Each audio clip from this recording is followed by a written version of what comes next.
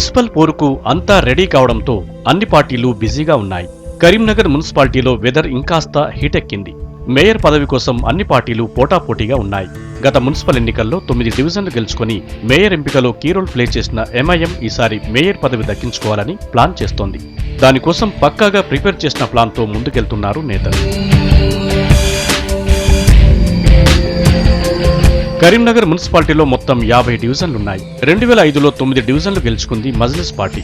ఇక్కడ ముస్లిం జనాభా కూడా ఎక్కువగానే ఉండటం, ఇప్పటికీ ఓటర్ల సంఖ్య ఇంకా పెరగడంతో ఈసారి తాము సపోర్ట్ ఇచ్చిన వారికే మేయర్ పదవి దక్కుతుందని భావిస్తున్నారు నేతలు. తమ పార్టీ తరఫున వేరే వర్గాలకు చెందిన వారికి కూడా సీట్లిచ్చి బరిలోకి దింపుతున్నారు.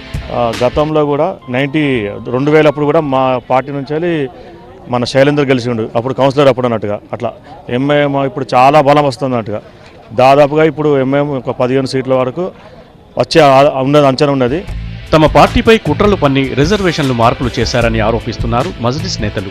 అయినా సరే వేరే వర్గాల వారిని బరిలోకి దింపి విజయం సాధిస్తామని చెబుతున్నారు. కావాలని పోయిన కార్పొరేటర్ ఎవ్వరు గెలవద్దు అని మొత్తం 9 దానికి మొత్తం చేంజెస్ అయిపోయినాయి. ఇప్పుడు కొత్తగా క్యాండిడేట్ పెడుతున్నాం మేము, మరియు వాళ్ళు లేకుండా వాళ్ళ ఫ్యామిలీ నుంచి ఎవరు కానీ వేరే లేకుంటే మా పార్టీ స్ట్రాంగ్ క్యాండిడేట్కి అక్కడ పెడుతున్నాం. ఈసారి తాము సపోర్ట్ చేసిన వారికే కరీంనగర్ మేయర్ పదవి దక్కుతుందని చెబుతున్నారు ఎంఐఎం నేతలు. ఎన్నికల తర్వాత రిజల్ట్ను బట్టి పార్టీలతో ఒప్పందాలుంటాయంటున్నారు. కేవలం ముస్లిం కాకుండా మేము దళితుల సోదరులకు ఇస్తున్నాం, వెనుకబడ తరగతుల వాళ్ళకు ఇస్తున్నాం, అదర్ క్యాస్ట్ వాళ్ళకు ఇస్తున్నాం. దాంతో ఏమవుతుంది అంటే మా పార్టీకి మంచి రెస్పాన్స్ వస్తుంది.